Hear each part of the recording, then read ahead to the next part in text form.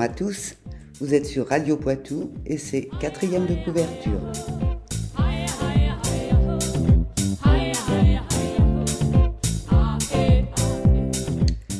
Avec ce roman, Anna, Jean-Jacques Grétaux nous offre un ouvrage de pure imagination dont l'inspiration lui a été fournie par une femme venue d'Ukraine à la fin de la guerre qu'il a connue dans le village de ses jeunes années. Un ouvrage qui mêle des moments forts de la guerre et des figures attachantes, généreuses, peintes avec justesse, parfois avec humour, toujours avec élégance. Bonjour Jean-Jacques Grétaux. Bonjour. Vous êtes venu ici avec votre dernier ouvrage qui s'appelle Anna, mais avant d'en parler, j'aimerais que vous nous parliez un petit peu de vous. Je suis donc deux-Sévrien d'origine. J'y ai passé pratiquement toute ma vie et j'aime bien raconter des histoires qui ont pour cadre la région, celle que je connais le mieux. Cette histoire dont on va parler, Anna, met en scène des personnages que j'ai connus donc dans mes jeunes années à Auger, puisque c'est une famille qu'on avait comme plus proche voisin. Le fils était mon meilleur ami. Sa mère, donc, c'est elle qui m'intéressait surtout parce qu'elle avait, je connaissais pas grand-chose d'elle, mais je savais qu'elle était d'origine ukrainienne, qu'elle avait été raflée par les Allemands, qu'elle avait été transportée ensuite, ballottée, on peut dire même, de camp de travail en camp de travail par les nazis, que dans un de ces camps de travail, elle avait rencontré donc son futur époux, et que la guerre étant terminée, plutôt que de repartir en Ukraine, ils sont rentrés en France tout simplement, et ils sont venus s'installer à Auger. Donc de ces quelques éléments, peu de choses à vrai dire, que je connaissais d'elle, j'ai voulu en faire un roman. J'ai donc imaginé complètement l'histoire de ce qu'a peut-être pu être, par moments, la vie de l'Anna que moi j'ai connue.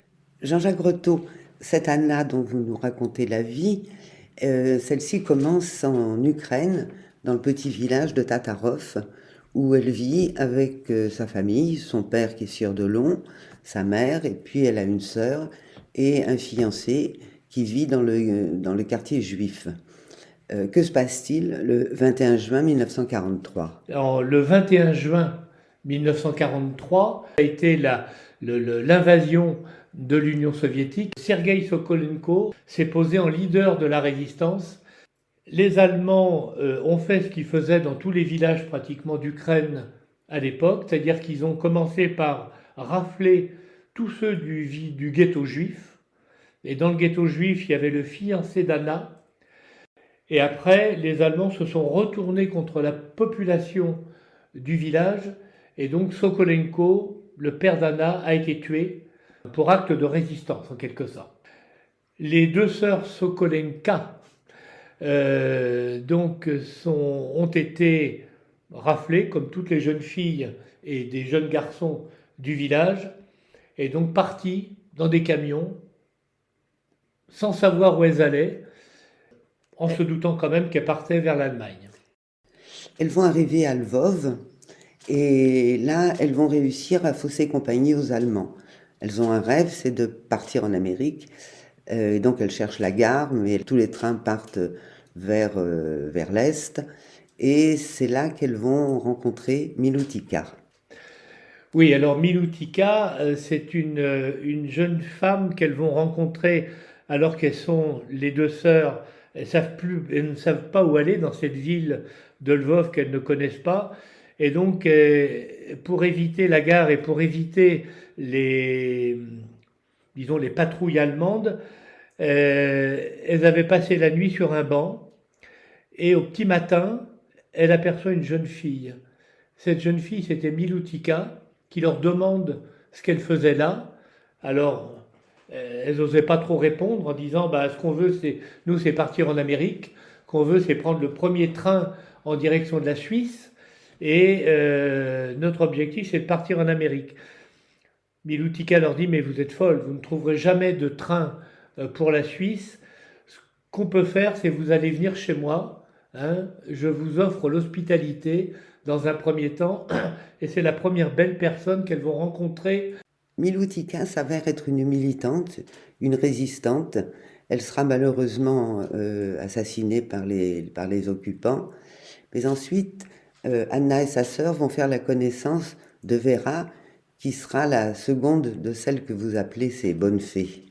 Vera est l'épouse de l'ancien maire de Lvov qui avait résisté, non pas aux Allemands mais aux Russes. Et le mari de Vera donc avait été tué très vite.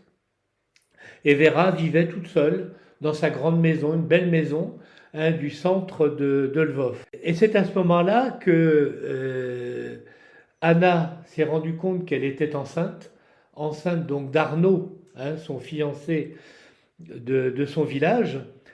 Et Vera lui a dit bah, tu ne peux pas rester comme ça, d'autant que Milutika avait été tuée par les Allemands, donc elle n'avait plus de lieu véritablement pour être en sécurité, elle et sa sœur, et Vera les a recueillis chez elle. Vera est devenue un petit peu sa mère de substitution.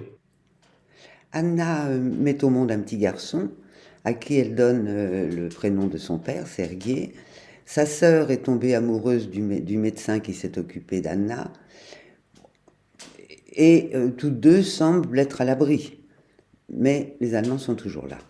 Les Allemands ont toujours besoin de plus en plus de bras, de main-d'œuvre, et ils ont décidé de faire une rafle complète dans le centre-ville de Lvov pour récupérer toute la jeunesse qui se trouvait là.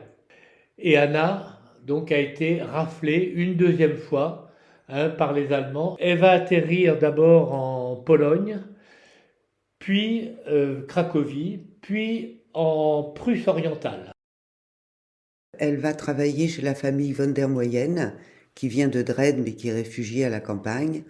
Et Anna y fait la rencontre de Ferdinand, un Français, un Poitevin, et qui vient justement du petit village d'Auger.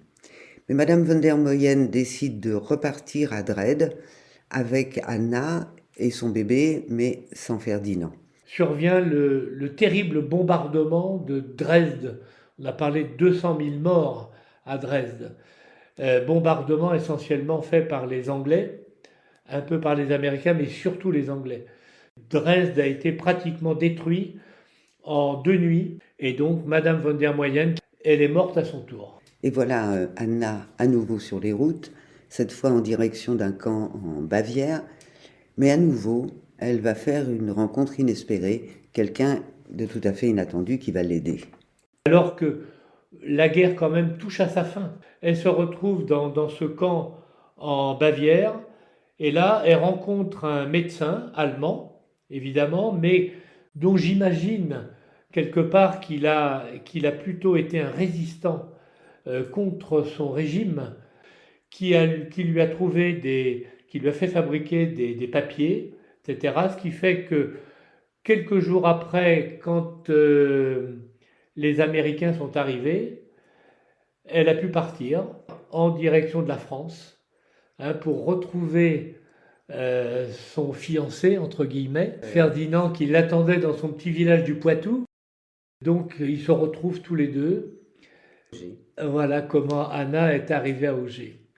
Alors l'histoire n'est pas tout à fait terminée, mais on peut peut-être laisser le final pour les lecteurs qui voudront bien le découvrir, parce qu'il ne manque pas de saveur non plus, quoi. C'est une belle histoire que vous nous avez racontée là, Jean-Jacques Grotteau.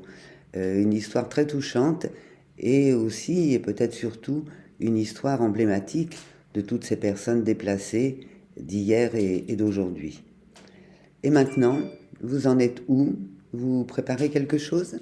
Oui, alors là, je viens de terminer un roman qui est un roman historique qui se passe en Gâtine. Ça, c'est pour 2022. Et alors, pour cette année, j'espère pouvoir publier donc la biographie de Fontane. Mais voilà. À suivre. Anna, on le trouve facilement? Alors Anna, on le trouve très librairies. facilement. Il est donc édité chez mon éditeur habituel qui est Le Livre et la Plume. On peut le Oui. commander en librairie, à commencer par les librairies, hein, On va commencer avant de par penser eux. à Amazon. Hein. Ouais. Merci beaucoup Jean-Jacques Grotto. Non, c'est moi qui vous remercie. Puis à l'année prochaine pour vos prochains ouvrages. Avec plaisir.